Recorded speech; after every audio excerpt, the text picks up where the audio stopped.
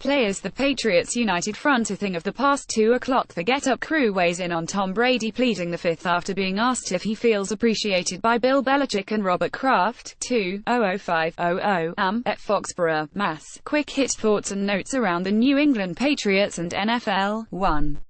Although nothing is official until owners officially vote for it later this month, it seemed like a good week for the short-term future of the kickoff.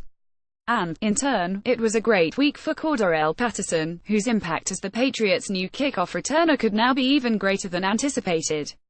Here's why. As part of the proposed changes to the kickoff, designed to make the play safer by eliminating the 5-yard head start for the coverage team, as well as all wedge and two-man double-team blocks, the expectation among some special teams coaches is that it will open up the field more.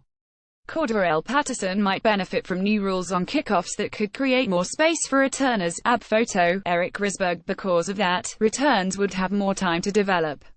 Also, some expect there to be more levels in the coverage as a result of 8 of the 11 return team members being required to initially line up within 15 yards of the restraining line, with blocking prohibited within those 15 yards.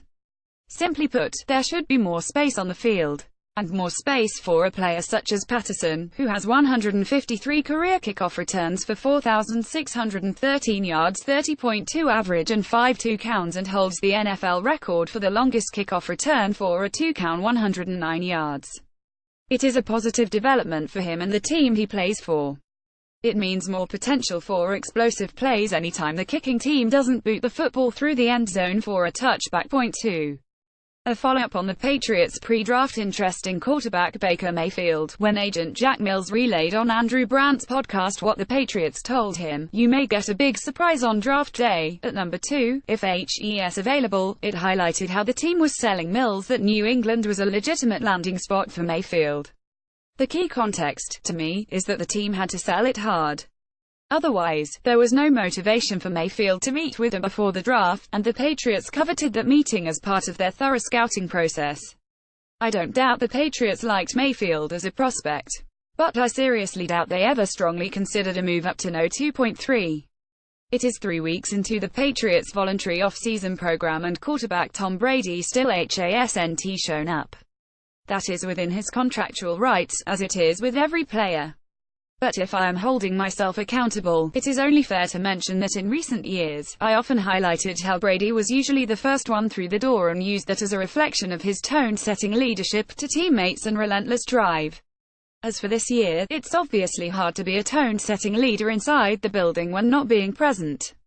On ESPN's NFL Live on Tuesday, analyst Ryan Clark he shared his view that my praise of Brady was misguided in the first place, as he doesn't see Brady's current absence for a voluntary program as a big deal.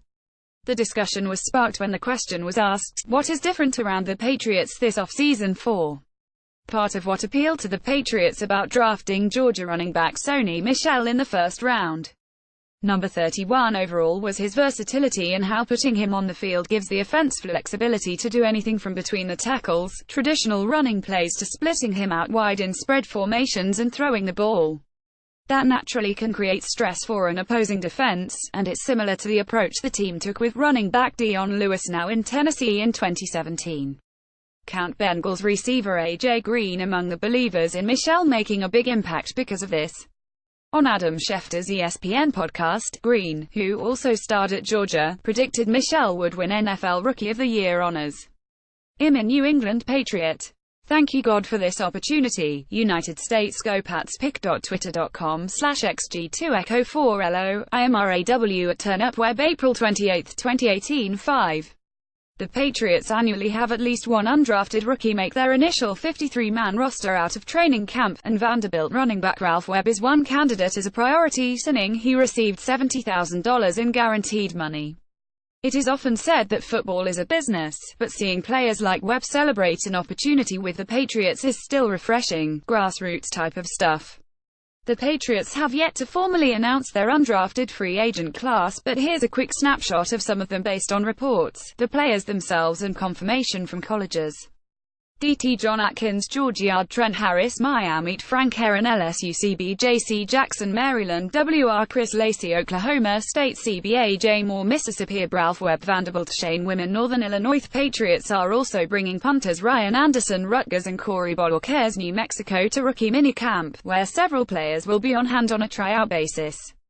Baker Mayfield's agent implied the Patriots were ready to trade up to draft his client, but were they? App photo, JC Hong 6.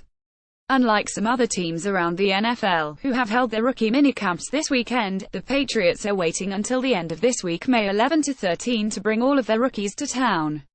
The team flew in top picks Isaiah Wynn, Michelle and Duke Dawson the weekend of the draft, but this will be the first time the entire draft class, including undrafted players, is together. In addition to taking their first steps of learning the team's football system, players get a wide-ranging orientation, including media training, that is aimed at helping them make a significant transition in their lives from college student to professional football player. Point 7. 2 entries for the I was wrong file. In recent weeks, I wrote multiple times that it was a no-brainer the Patriots would pick up the fifth-year options of defensive tackles Danny Shelton and Malcolm Brown for 2019.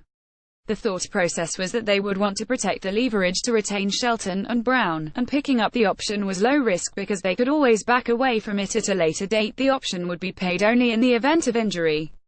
Well, the Patriots didn't pick up either option, probably because they view $7.1 million as too rich for interior defensive tackles who project to come off the field in obvious passing situations.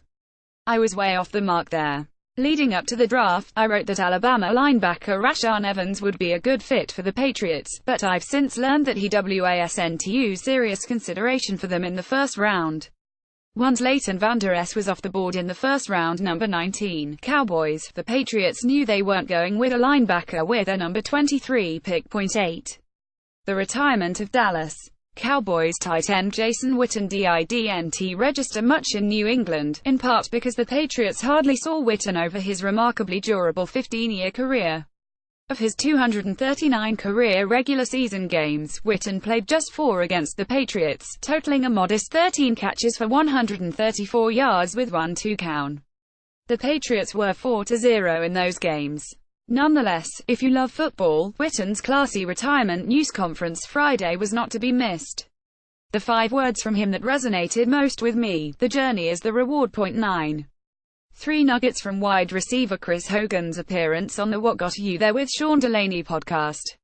A Brady story. When I first met him and he knew my name, I was pretty blown away by that. Playing with Brady, his routine and work ethic is just amazing.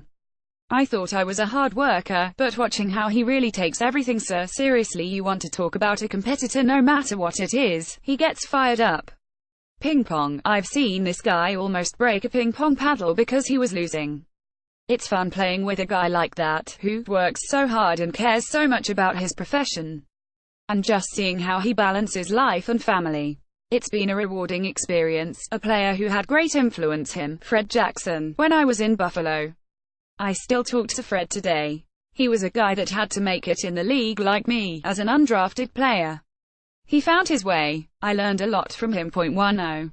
It doesn't always work out for them, but the Patriots have capitalized in some years by identifying players from other teams who are no longer a scheme fit because of a coaching change.